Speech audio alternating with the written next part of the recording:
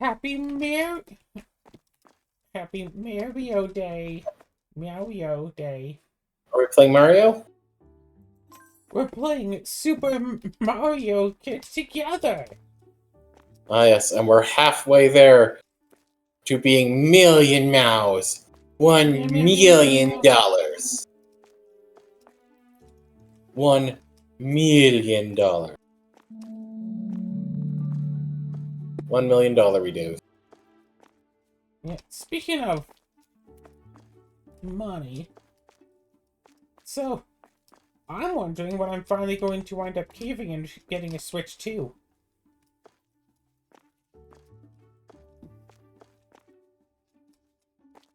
I think I should just look and see if I can, get one used or like refurbished or something. Save maybe $200 off of one. And hopefully get one that actually works. It's like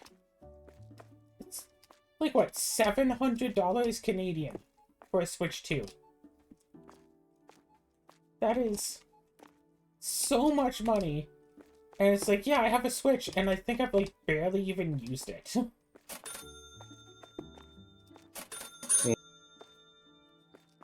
But yeah, I still have it plugged in. I could play games on it, but it's like, yeah, what would I even... What do I even play on Switch? What do I even play on Switch 2? I just get, like, Procopia.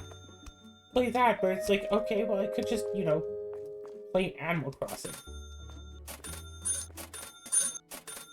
What I think I really need to do is just get my Switch 1 and play through, like, all of my Switch games that I have. Just go and play, like, all of them, you know what I'm saying? Yeah, you could do that. Just start Let's Playing things. Yeah, play my entire Switch library. In alphabetical order. Oh, we didn't put these on sale, did we? No, you didn't.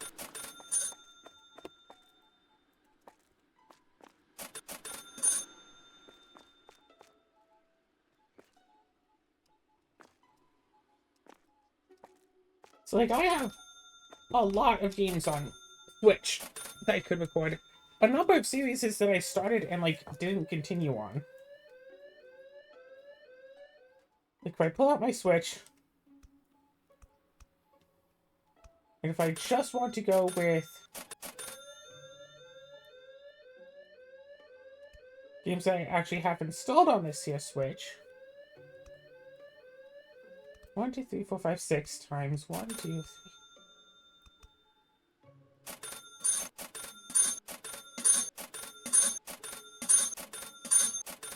So something about, what, 17 times 6 games, and I'm sure I actually have a lot more that I just have never installed on the Switch. So, over 100 games. Some of them little, some of them big. Some of them are multiplayer games. Oh!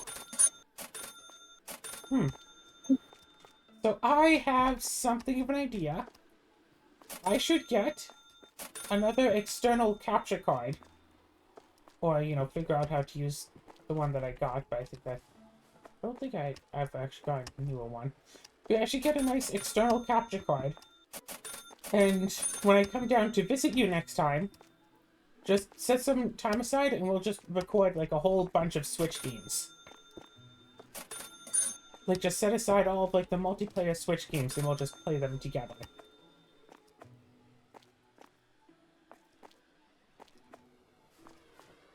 I did tell you that I was planning on coming down within the next few months, right? I mentioned that, didn't I? I mean, it was to be expected, sure. What do you mean it's to be expected? You come down here, every, 4 to 6 months. We see each other in person every 4 to 6 months. Yeah, because... Right, so...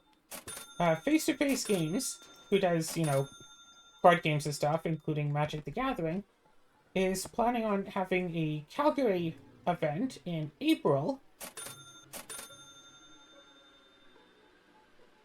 But I don't know about going to that one. But there is an Edmonton one in June. June 27th and 28th.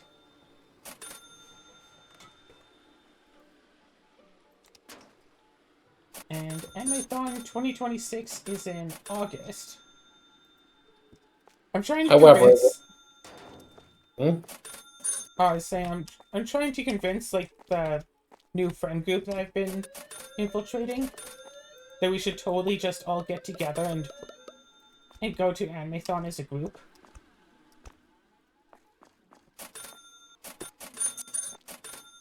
Because, you know, that would be fun. Maybe. I mean, I've given my thoughts about Animathon before. Things have kind of been slowly getting worse, to be honest. Yeah. Like, I feel like Animathon is... I don't know, it could be fun with, like, a group, and then you can go and do a bunch of stuff together, but it did seem the last time we went to Animathon, there was only really one event that was really fun. And the rest of it is just, yeah, you can, like, hang out and do stuff, I guess. But it's, like... It was so boring that people were lining up, not for an event, lining up for events before the previous event of that room even started. So they were lining up, like, 2 to 3 hours ahead of time. And not just a few people, like, a lot of people were lining up for hours ahead. Yeah. Yeah, that really is a bad sign of, you know, imbalanced events. So, who knows, maybe they learned their lesson? I mean, the problem was, and as I learned, you know, from last year, they didn't have any anime showing. Yeah. So that's a problem. Which, in my eyes, was, like, the main reason for me to have Animathon without showing off the animes. Gosh. Quite a few years like, ago, that's the thing. For a few years, like, that was how I learned about, you know, new anime shows and got interested. Absolutely. There was this one that I saw years and years and years ago, and I don't really even remember it so well. And it isn't, like, my kind of anime, really. Like, I wouldn't search it out normally. But I did kind of get interested and wanted to keep watching, but I don't remember what it was called or any of the character names. Like, all I remember is that there was some sort of, like, a dance idol group, whatever, that was, like, super popular. Like, to the point that they had, like, 100 people trying the moves at, like, simultaneously. And, like, if one person gets a move slightly off, they immediately get kicked out. But then the main characters were on, like, this low-tier group that was more about, you know, friendship and camaraderie rather than actually doing everything perfect. And it's like, that sounds so generic of a storyline. But I liked it probably because of the generic comfort behind it. It sounds simultaneously generic, and yet also super specific, to the point where you'd think it would be easy to find that again. I haven't actually tried to find it again.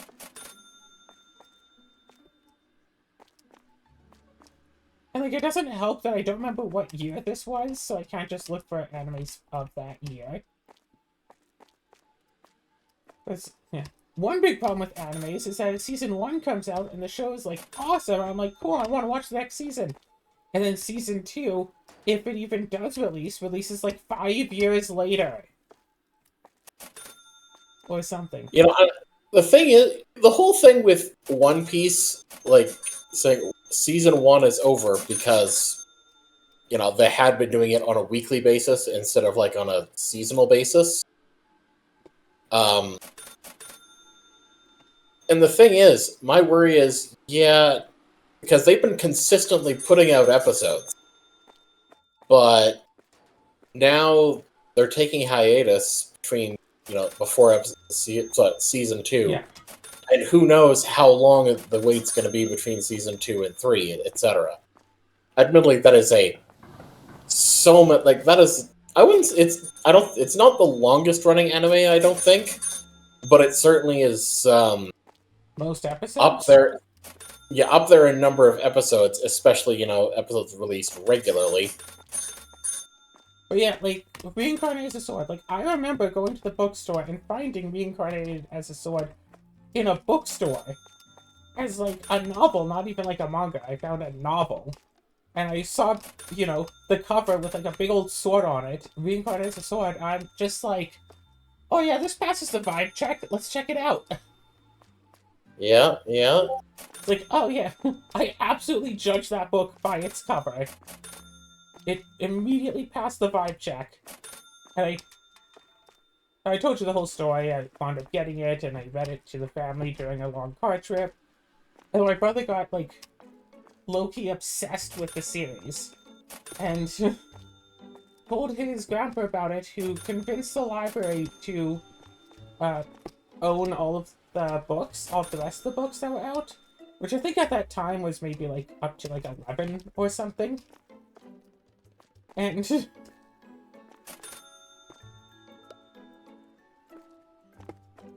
and then eventually the anime came out, and I was excited, my brother was excited, and so we watched it, and I got you to watch it, and you're all like, okay, this is fine. And then you wound up reading the books from your library, so if I just... And I think that was, like, when I'd gone to the bookstore first, that was, like, the only copy of the book that they had on the shelf, I think. So if someone else had gotten it, or if they had bought, like, one less copy, that's, like, 3 less people who have gone in. Didn't you convince your library to buy all the copies, or did they already have them? They already had all the ones that were out at the time, I think. Alright. But I did put in a request for the ones that were, like, the next to come out. Yeah. And I've done that with a couple of manga series. I think I told you about this. There's a particular manga series that I was reading, Monster Musume. Yeah. Where, like, I had specifically requested, like, basically every time, the book came out, I was, like, first in line to check it out, got it, took it back, requested the next one, like, requested the library buy the next one, pre-order it or whatever. And then, sometime this past year, like, I kept up for a while, and then I kind of fell off a bit. I think when I met you, I got too distracted to read manga. Anyways, And then you read all of Spider and all of Sword, and... So... Well, here's the thing. Oh. Here's the thing, though. I went and, checked at the library. Yeah, they no longer have all of the books. In fact, they only had one of, like, the first 16 books, I think, and only one copy of it. And the thing is, what that tells me is people were not returning it, or returning it severely damaged. Because that's one thing I noticed a lot in my library system. The library, that people return books, like, super damaged. Yeah, like, I want to support libraries and stuff, I just kind of get grody from just seeing how people treat the books. I mean, let's put it this way. There have been several manga that I've checked out where pages have been torn out. Yep.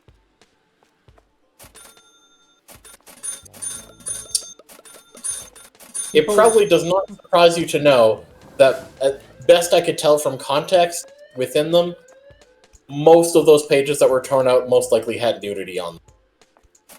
And then you have to wonder, did, a customer do it? Or did the library do it and be all, oh, we can't let people see this stuff, so let's tear it out? Well, it's definitely not that, because in a lot of these, not all of the nudity pages were taken out. Yeah, so people, got a book from the library, thought that, and were all like, oh, I should save this for later. I don't know, should I take a picture of it? No, I'll rip it out. So if the library, of this book that the library has records of that I had borrowed, so if the library wants to know who did this, they will absolutely be able to pinpoint out that it could have been me. This is a perfect idea, and I don't see how this could possibly go wrong. So anyway, as I was trying to say, Reincarnate as a Sword anime of Season 1 came out October 2022.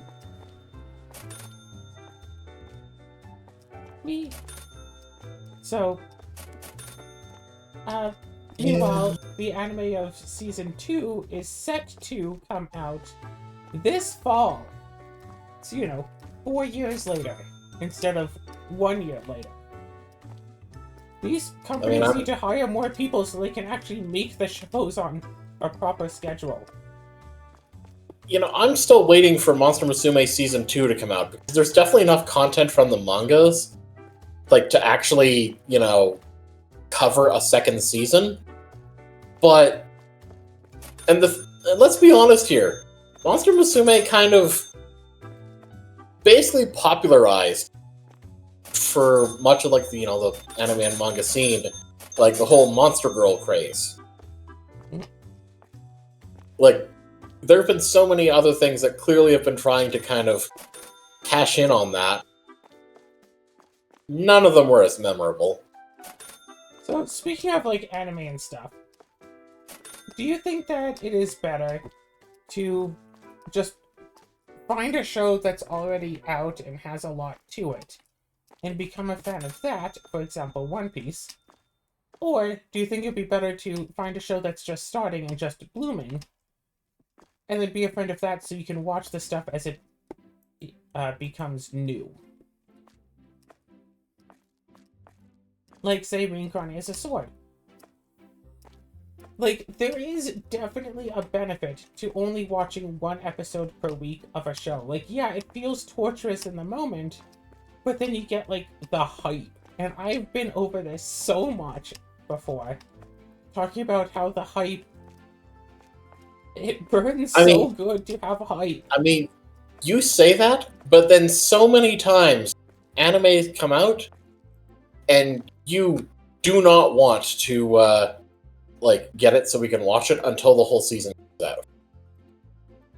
That has happened on multiple occasions. Just oh, this one looks interesting. All right, let's wait 3 months, and then we'll watch it when it's all out.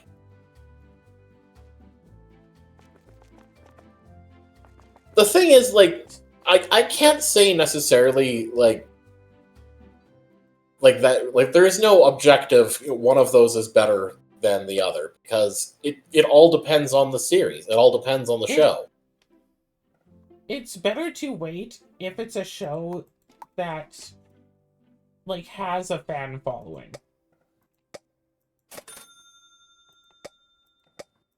Say with My Little Pony, and actually having people to talk about the show with and hype up with, and watching the new episode, staying up, waking up super early on Saturdays to watch the live stream of the newest episode as it comes out, or trying to stay up all night Friday night to watch the episode, when it airs.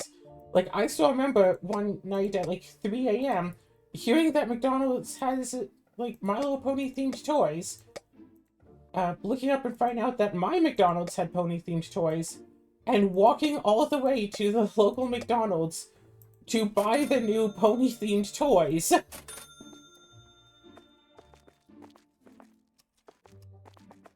And then going back to the stream to be heck yeah, I got some of the pony toys!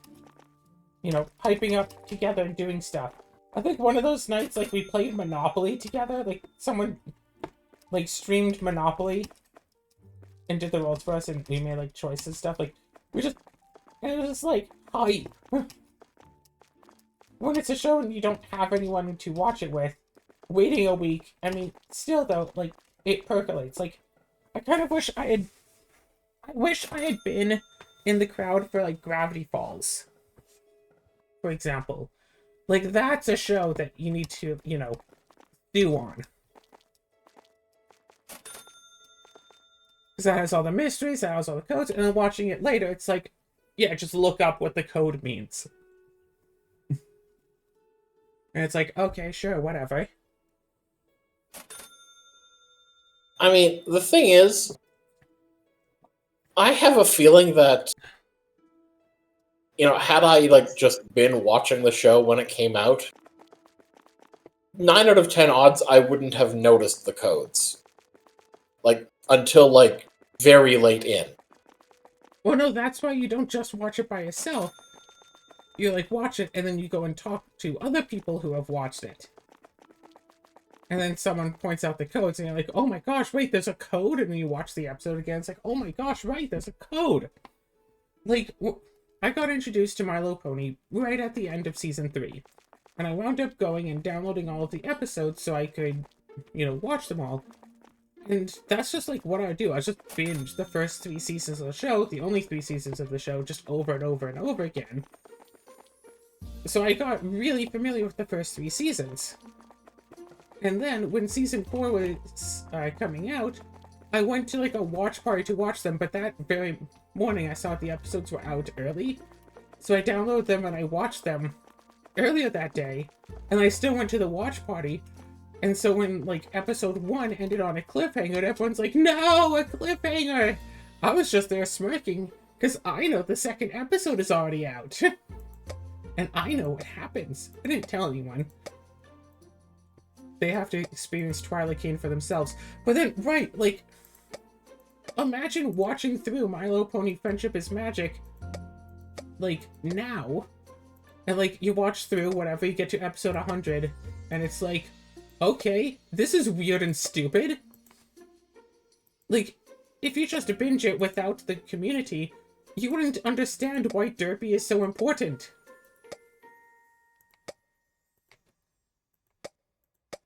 Because, of course, she only became important because of the community. And, like, some of the references you'd still get, like, oh yeah, 20% cooler. Rainbow Dash says that one time. But it just struck just the proper chord that people loved it, and it became so absolutely beloved. Anyway, still, though, it's nice when the show keeps airing, like, every week, instead of having a huge hiatus. Like, when did, I don't know, Ruby is a different case. What are the other shows that we watched that we, like, really enjoyed and wanted to keep watching, but then just stopped coming out? I don't know, I don't think, Kobayashi's Dragon Maid is going to get another season, right? I mean, season 2 was a bit of a surprise, because, the studio was attacked in the middle of making it. But it's I would be surprised if they put out another one because of the way that they ended season 2. The end of season 2 kind of had sort of the feel of, oh yeah, we're leaving it open-ended, but it's still like lots of feel-goods so that it feels like it could be an ending if it has to be. Oh, wait, there's a Dragon Maid movie that came out. Oh. We should watch that at some point. Probably, yes. Okay, so I think I got all the orders and I got fair enough amounts of stuff. Mostly. By the way, I noticed that we weren't doing any manufacturing, so and also that our shelves back here were empty. Yeah. No, so I started up one machine. Alright, we started up some pies and such. Cool. Oh, my earbud case is dead. Gah. I know I've complained about this before, and I will complain about this again. Like, I finally got a decent pair of earbuds. Christmas before last. They wrap around my ears so they can actually stay in and they don't just keep falling out. Sometimes they do get tied up in my hair, whatever. They barely last a good few hours and I could just use one while trying the other and they're pretty good. Except, I want earbuds that are almost exactly like these. Except I want earbuds where touching the earbuds doesn't do things. I don't want to go and, like, pick up my earbud and put it in, and then suddenly, like, I don't know, the video I'm watching gets paused, my audio gets changed, some video on a random tab starts playing sounds, my entire computer mutes. Like, I don't want touching the earbud to do things. But every earbud that I can find, unless it's like I want a wireless earbud where touching it doesn't do anything, but that's apparently impossible to find anymore.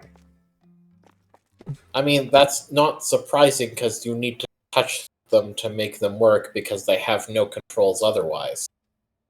No, these earbuds, if you take them out of the case, they turn on and start, like, sending out signals. Yeah. And, like, connecting and stuff.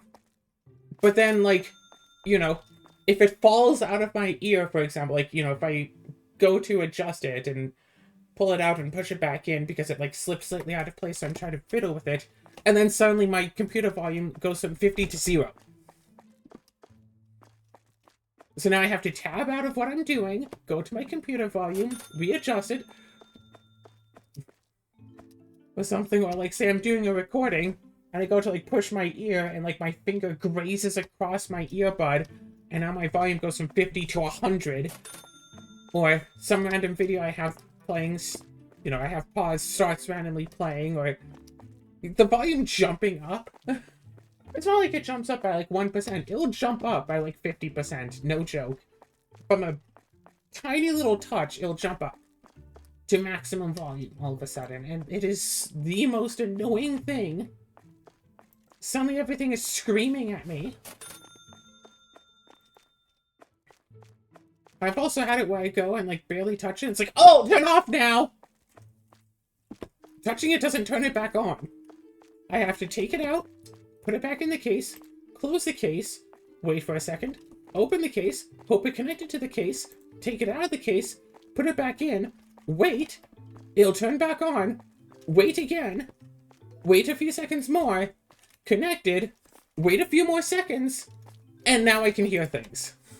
Because it decided to turn itself off, I have to baby my earbuds for 10 seconds before I can hear anything again. And it's like, but that's a problem that like every wireless earbud has.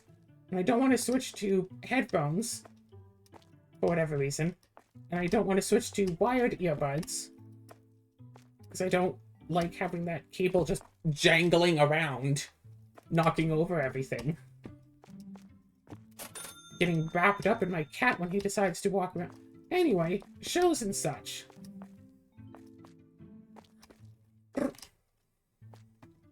What are some other shows that we were enjoying? What are some other shows that we watched, enjoyed, and would watch another season of if it came out? Dungeon Meshi? Well, I know that there's an episode of Hell of a Boss we still haven't gotten around to watching. Not an episode, a short, but yes, that is true that we haven't watched that.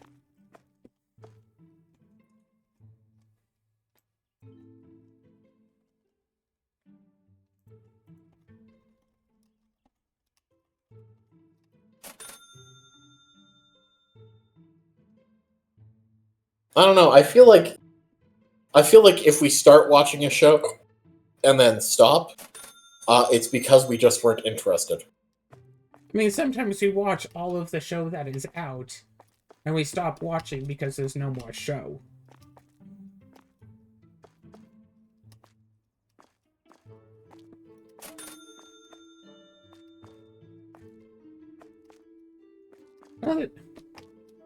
Yeah, like that potion show that we watched recently, with the kind of janky animation to it.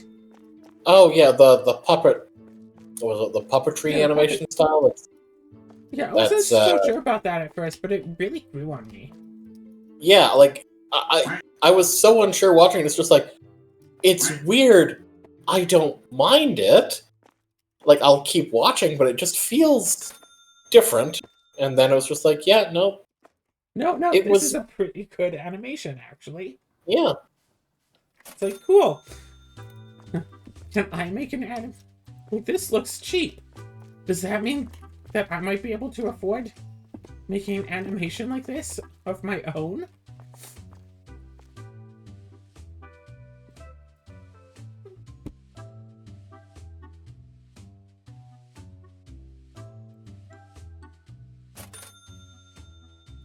Of course, I still want more episodes of Equestria Girls, but that doesn't seem likely.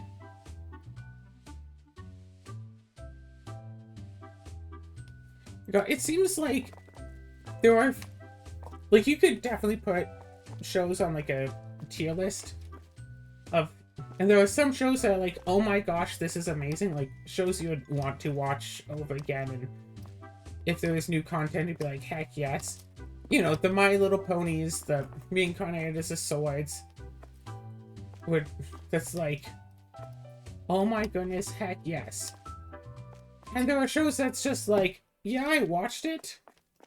Maybe at some point in the future I'll watch it again, but if I found out that I couldn't ever rewatch How a Realist Hero Rebuilt the Kingdom, I don't think I'd be too upset about it.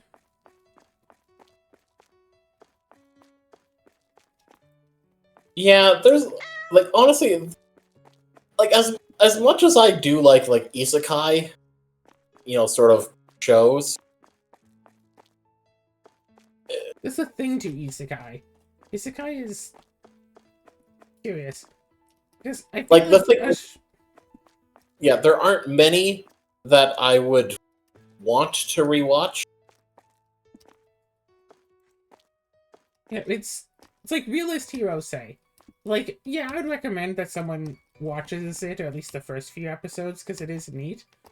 But then it devolves into just another harem anime, and it's like, oh, that's lame. And they don't even, like, do the full harem, but it's like, oh, yeah, 7 girls! We have plans for 7 girls! And he ends up with, like, 3. And it's like, hey, wasn't this supposed to be a show about how some, like, Joe Schmo got isekai into a medieval fantasy world, but then uses his modern-day knowledge to, like, advance the medieval world, like, excessively? I'm gonna end the day. Is that cool? Yeah. Cool. And, like, that was the idea. Like, he uses his modern-day knowledge and, like, knows stuff, and, like, oh, yeah. Well, we were growing cotton because that sold for a lot, but then other kingdoms started growing a bunch of cotton, so now it doesn't sell for much. Then instead of cotton, we have to find something else to grow. Like, say, we could grow our own food instead. And, like, explaining things, and it's like, hey, this is a really neat idea for a show.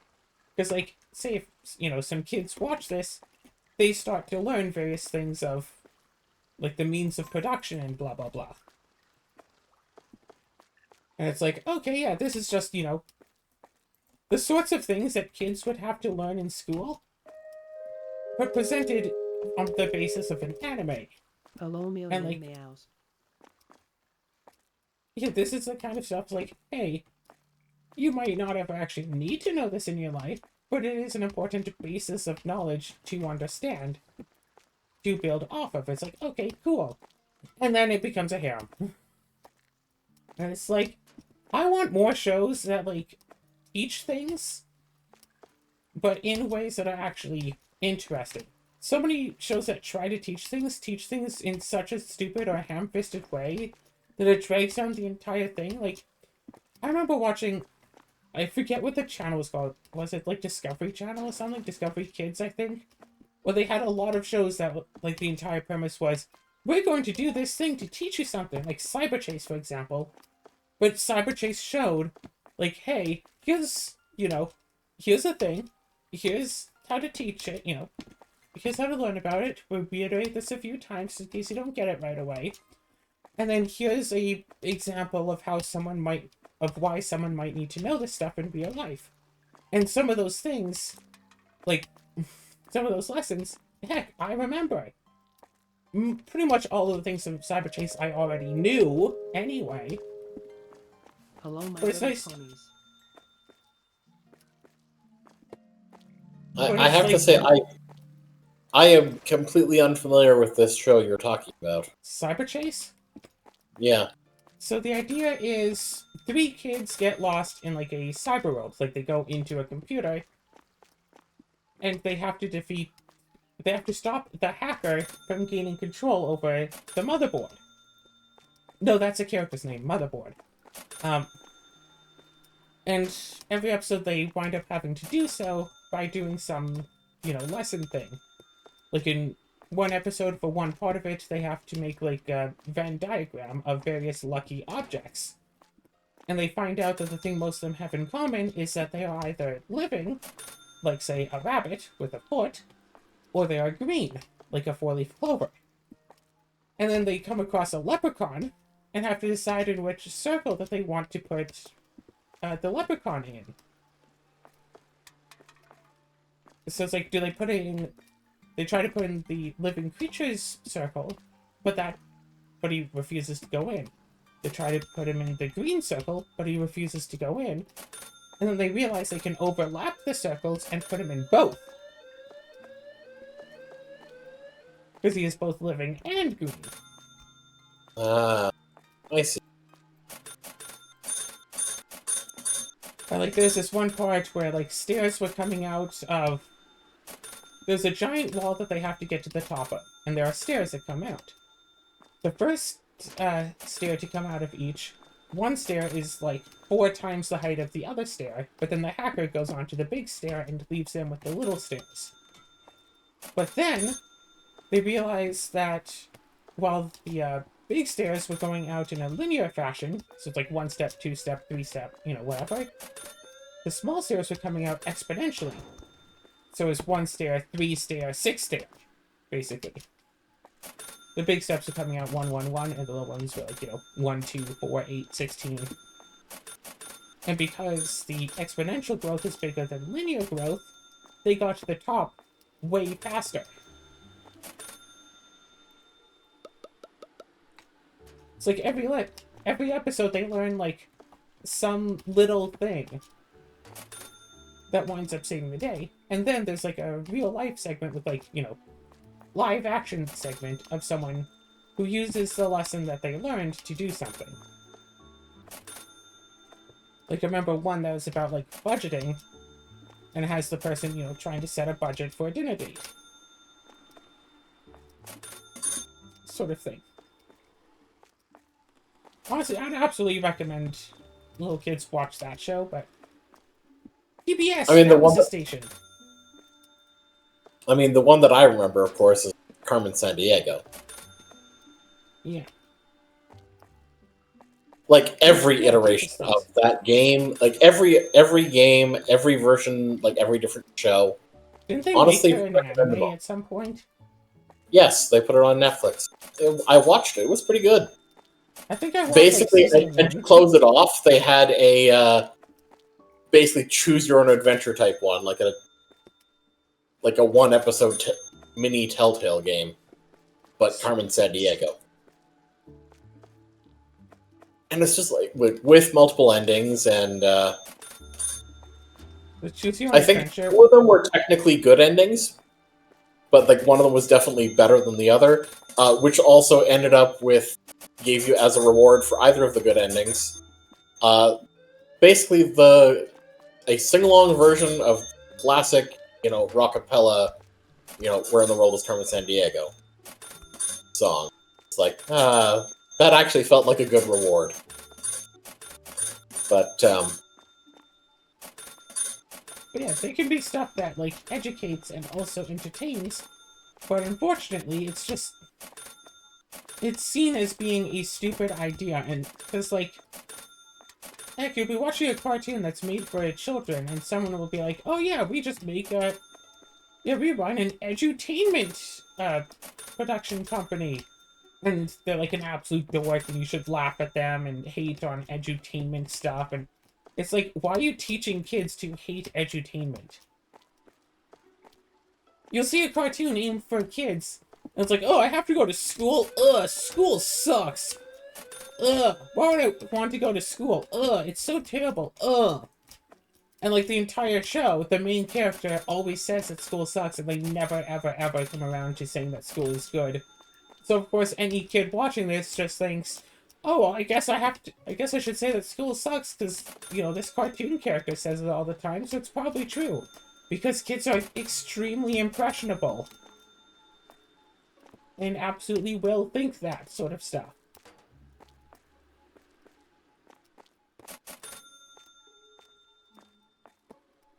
And it's like, why are you trying to make kids think that school is so bad?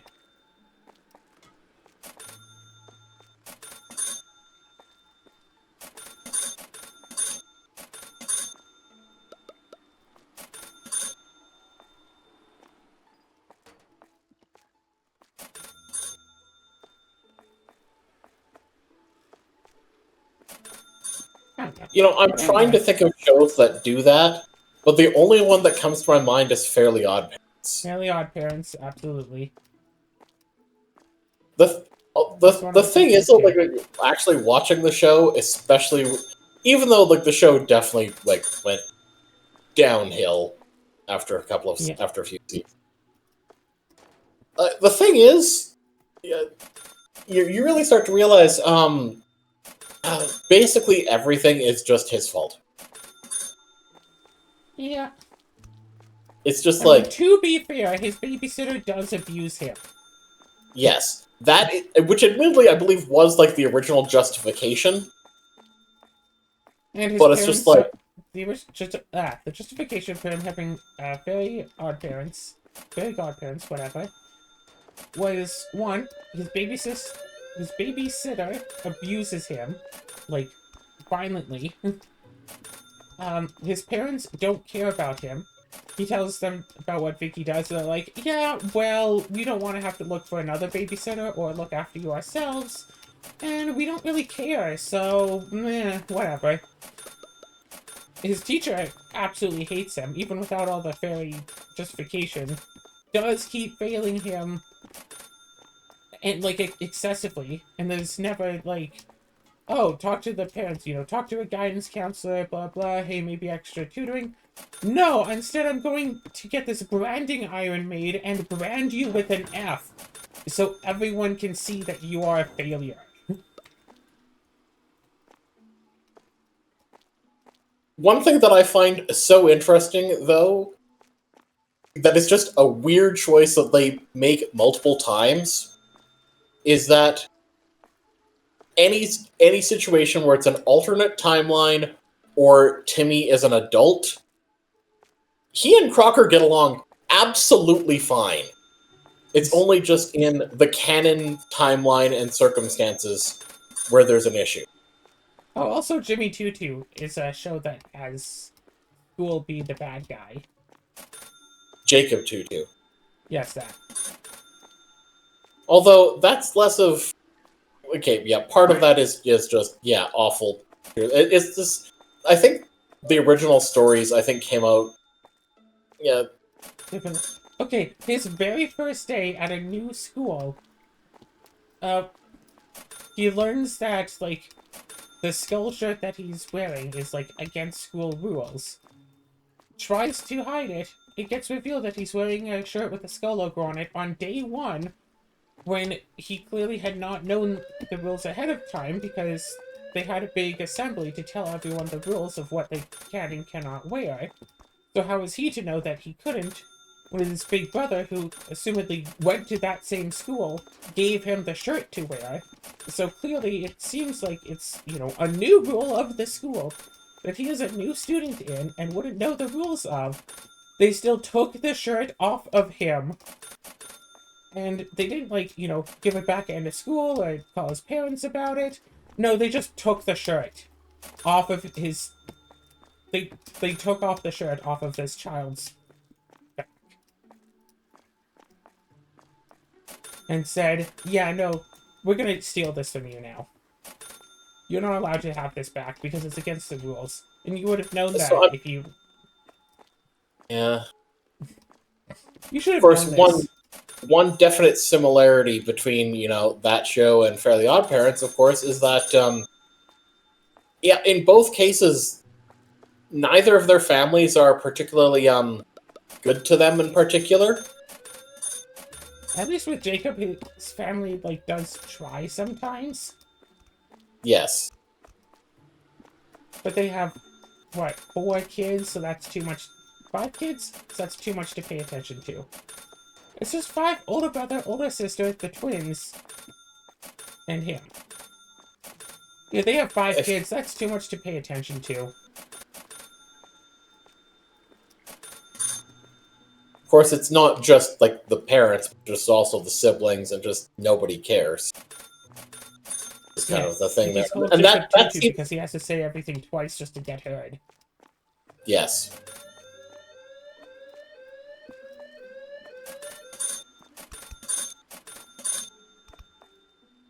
And that leads to a whole other topic. They started calling him Jacob Tutu, but like it's implied that like the people in canon started calling him Jacob Tutu because consistency to say everything twice. But so instead of trying to solve the problem and listen to him the first time, they decided to make fun of him for it.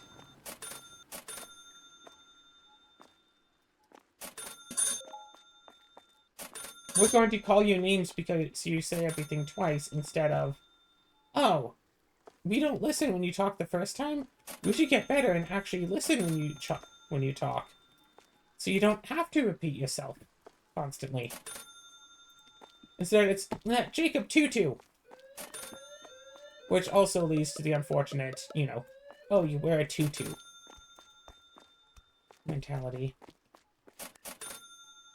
I'm sorry, what? When, I don't recall at any point in the books or what episodes of the show I saw anyone thinking that's what tutu. No, there is a part when I think it's like his mom. You know, someone calls him Jacob Tutu, and there's some bullies there. It's like, Tutu? You go around like a ballerina, Jacob Tutu?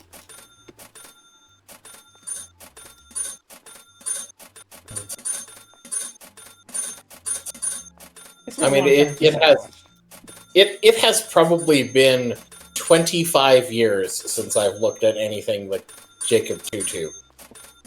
Okay, maybe less, because I know I've seen the show was more still. But yeah, anyway. So I feel like I don't know, but... And it's like, yeah, of course, you can't have a show that doesn't have conflict, especially children's shows should be relatable, but then compare that to, say, My Little Pony, where it's relatable insofar as such a way of, oh, hey, I'm new here, and it's an area with a lot of weird people I don't understand. I'm supposed to do stuff, but I'm, like, brand new here, I don't know anyone, and they want me to do all of this other stuff, but I have something that I think is more important to do. But the teacher wants me to do, you know, go make friends instead of try to save the world. And this would be able to, no, by saving friends, you did save the world. And then, you know, MLP goes on from there and starts, you know, making friends and blah, blah, blah. But it's like, yeah, that's relatable, at least to me. Insofar as in, you know, going to a new place where you don't know anybody and everything is strange, because apparently I moved around a lot more than the average person did growing up. Occasionally there'd be a show that has, like, an episode where, like, someone is moving away, and it's, like, so heartbreaking, like, so tragic. You think that they're going to die with how tragic it was, and for me it's like, yeah, okay, what's the actual tension of this episode? Okay, but what's the actual, like, problem? So yeah, sure, they're moving away, so what?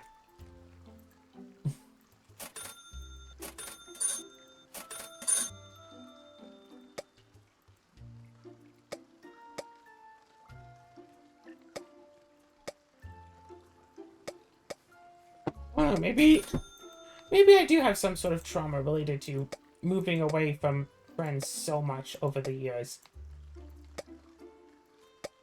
Yeah, I mean, let's put it this way. Claire, if you have reached a point at some point in your life where the thought of someone moving away does not matter to you at all, yeah, that's kind of a sign that, yeah, you might be more affected than you think. I mean, even as a kid, I'd move to a new place, and instead of being all, oh, I'm going to make friends with so many new people, or, oh, I hope that these new people are nice to me, I just think, it doesn't matter what happens. It doesn't matter if people like me or don't like me, I'm going to move away soon anyway. Yeah, that's not healthy.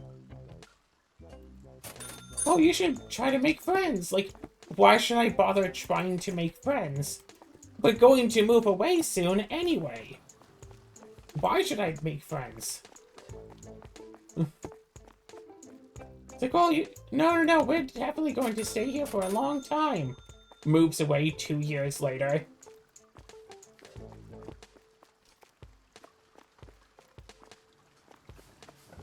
In fairness, for you, that probably was a long. Okay, let's run the numbers. So, place where I was born, or, first house, whatever, moved away halfway through kindergarten. In that place, I stayed for the rest of kindergarten and grade 1 and grade 2, and then moved away. Then first half of grade 3, then moved away again. Yes, after like 6 months. And it gets a bit fuzzy. So, yeah, because I moved great distance away, rest of grade 3, and I think I did grade 4 as well before moving. And it's fuzzy because I moved into the same city.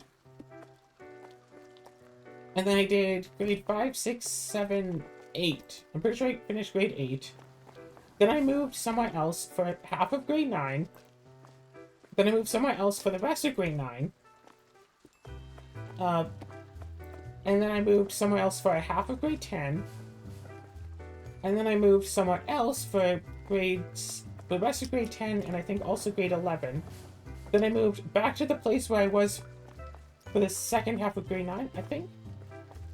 Yeah, I think I moved back there for grade 12. I think that's what it was.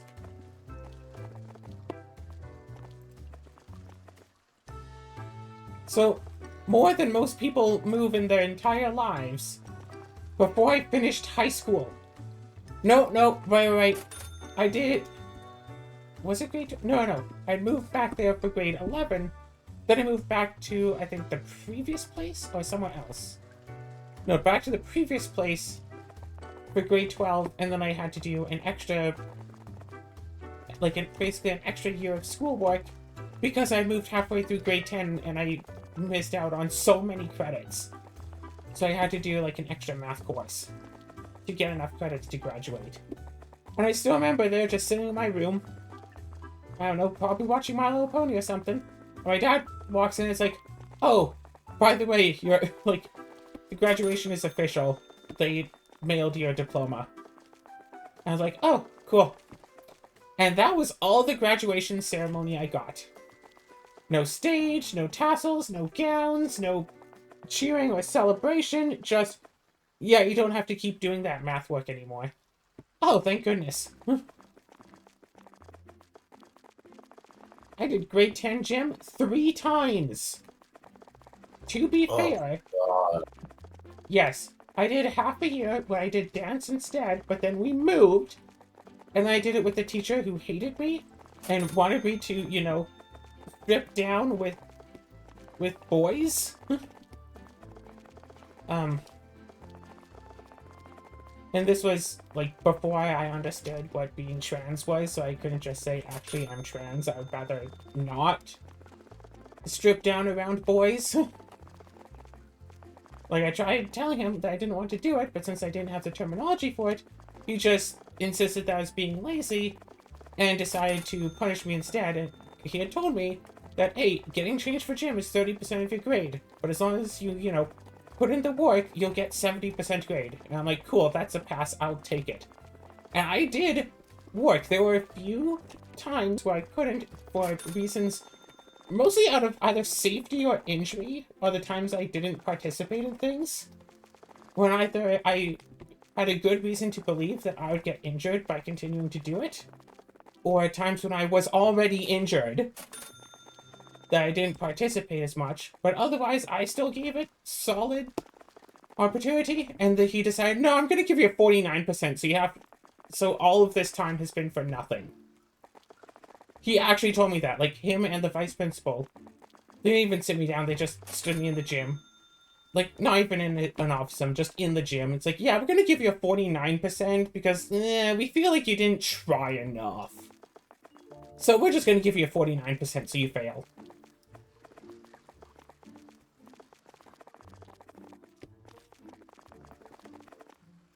And so, But yeah, gym distance learning was so much better because it's like there are a number of activities that you can do that count as either light, medium, or heavy activities.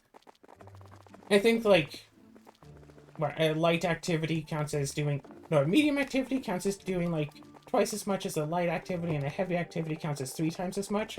So like going for a walk would be a light activity. Doing like yoga is a light activity, but say like playing a sport is usually a medium or heavy activity. You know, for example. But I couldn't just do the thing and then sign off that I did it. I had to get someone who wasn't a direct family member to see that I did the thing and sign off that I did it.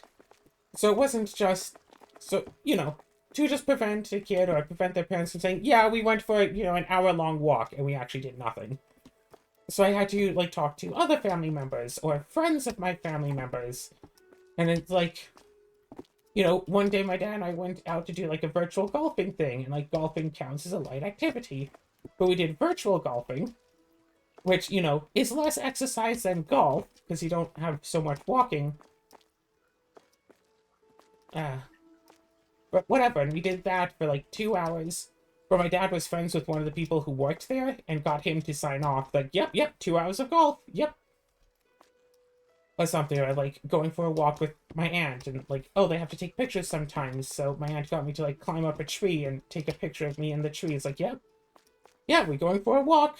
Like, see, here's a picture of it.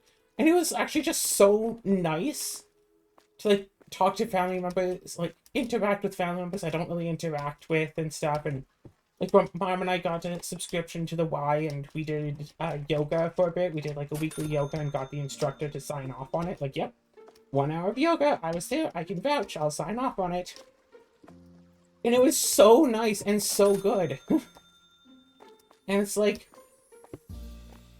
it's like, it's hard to articulate, but I want to have to do that sort of thing again. And, like, I know, hey, I'm an adult. I could just get a membership to the Y. Like, you know, I could just make myself go on walks and stuff, but I liked doing the things with people. Like, you know what I'm saying? Like, oh, hey, you know, take your cousins and go out and play some badminton together. Your cousins aren't direct family. So, you know, have, like, your aunt, you know, your aunt or uncle, like, yeah, play some badminton for 2 hours with your cousins, then your aunt just, like, signs off on it. Like, yeah, that sounds like fun. I'd love to do that. I'd love to go and do some badminton with my cousins. That sounds like fun. Unfortunately, like, basically everyone I know, if I ask them to, like, do stuff, it's like, no, I don't want to do that. Work is so busy. I don't want to do things. It's like, I want to have, like, a group, like, yeah, I want to join a group that goes out and, like, does things, but not just the same thing. I don't want to join, like, a hiking group that goes out every week and just hikes for 6 hours. I want to find a group that's, like, yeah, every week or twice a week, we go out and we do something. Hey, this week we're playing badminton. Next week, I don't know, maybe we'll play squash. Hey, there's a yoga thing going on. Let's do yoga together. Like, you know what I'm saying? Yeah. Like, I want I get to it. have a group where we just go and do things.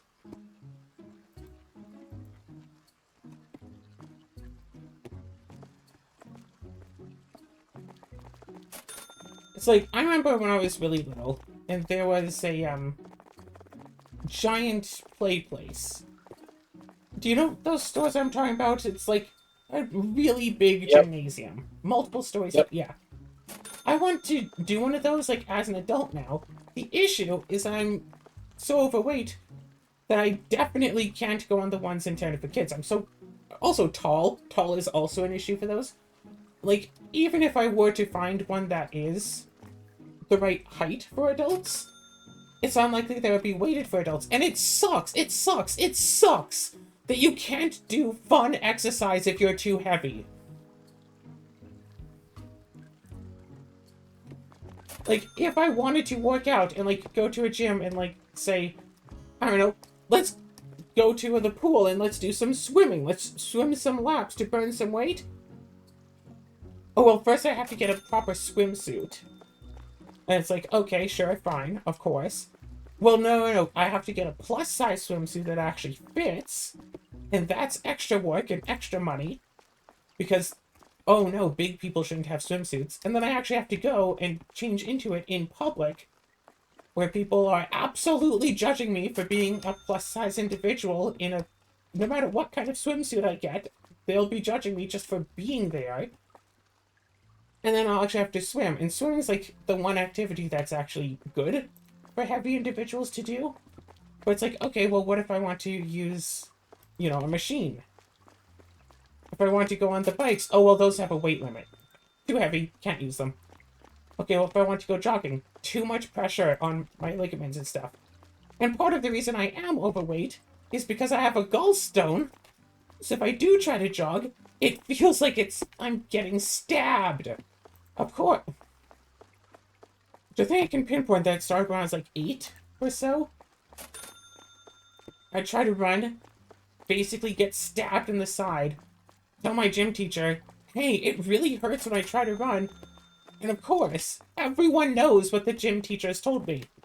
I don't even have to tell anyone what the gym teacher has told me. Because everyone has heard a gym teacher say those same things. The same things that my parents said when I told them that it hurt to try to run. And because I was a kid, nobody bothered listening to anything that I said, ever. Because I'm just a dumb child, so how could a child understand when something is wrong? It's a child! They're not real people!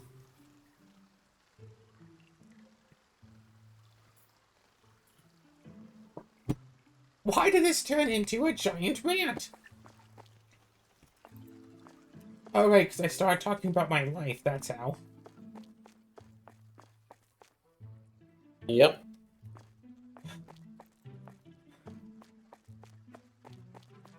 I'm just sick and tired of people thinking that I must, you know, that my entire life should just be a joke just because I'm heavy. And it's like, no, actually, like, it doesn't matter. Even if, you know, I do the exact same things and have literally the exact same diet as any personal fitness person. You know, even if I do the exact same stuff, they get up and run 1,000 miles before having a breakfast that consists of 1 egg white, half a teaspoon of yogurt, and 3 pounds of fiber, whatever. Even if I have the exact same diet, exact same daily activities, exact same everything as any one of those super fit people and keep it on for the rest of my life, I'll still be insanely overweight. Anyway. Even if there is no diet and no amount of exercise that is just going to magically make me thin. And even if there is, like, most exercise is also going to hurt me more than the normal person anyway. So even if I ignore the pain, it's still... Then, even if by some miracle I do lose the weight and become, you know, a quote-unquote proper weight for society, that still won't end the problems, because then I'll have giant skin flaps all over the place. And then people will make fun of me for that. Because people want to make fun of others for any particular reason. So it's like, you know what? Screw it. I'll just be fat, but I'll be that fat person that, like, can do stuff occasionally. Like, yeah, I'm not in good shape, but whatever. You want to play some badminton? I'll play some badminton. I'll be bad at it, but I'll play. Want to do some squash? I'd love to do some squash. I'd be absolutely terrified of the ball hitting my face, so I won't be good at it, but whatever. That's also a thing that I've noticed about, not all, but some. There are some exercises that definitely contain a risk of injury. And I'm just expected to be like, oh, I could get permanently disabled from this? I could be, you know, I could lose the ability to use one of my limbs for the rest of my life if this goes even slightly wrong? Doing this sport could literally kill me? Well, okay, I guess I have to be happy about it. I'm not allowed to be afraid. playing football back in school, middle school, high school, whatever. Grab the ball, start running like 2 steps, hit another student. It felt like running right into a brick wall. I could not stand up. Like, I literally crawled to like the edge and sat out for the rest of the class. Like, I could not stand. It was just solid pain. For like the rest of the day, I was in pain. Eventually, I was able to stand up and walk, but I was in pain for hours. No one bothered asking me if I was okay. After crawling my way off of the field and sitting there in pain. Yeah, no, that's normal. That's fine.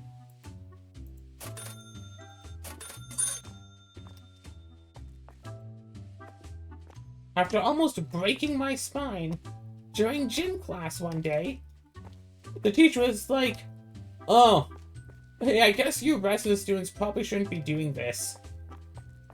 Go to the next hill over."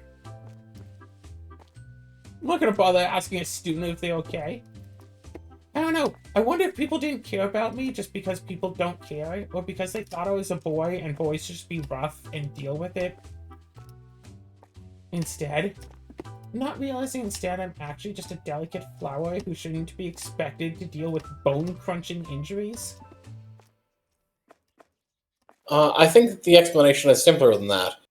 The vast majority of the authority figures in your life have been total pieces of shit. I will also point out, the students themselves also didn't care. The rest of the students also didn't care that I got injured. Hey, I saved one girl. I quite possibly saved a classmate's life on the tobogganing thing. She never even bothered to say thanks.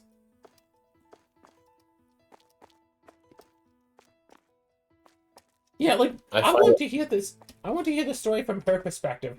She starts slipping down the hill, panicking. I grab her mat and save her from going down the hill. And then she just watches me going down the hill backwards, hit this thing, and then just lie there.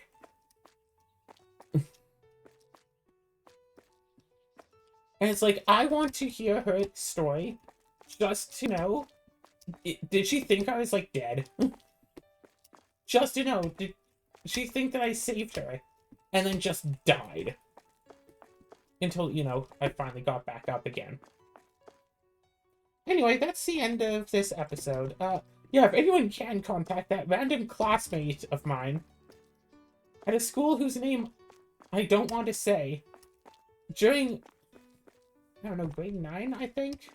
In a year I don't remember. Speaking of which, I have actual memory issues from the ages of, I think, like, 8 to, like, I don't know, 15, 16, 17, 18, somewhere around there. I don't exactly have a lot of memories. I have a few here and there, but I might have, like, for some of those years, I only have, like, maybe 1 or 2 memories.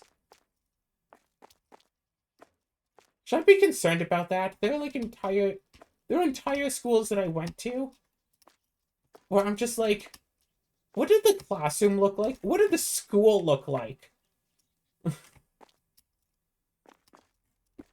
Is that normal to barely have any memories of like multiple years of one's childhood? I mean, it sounds to me like you're repressing trauma. Cool.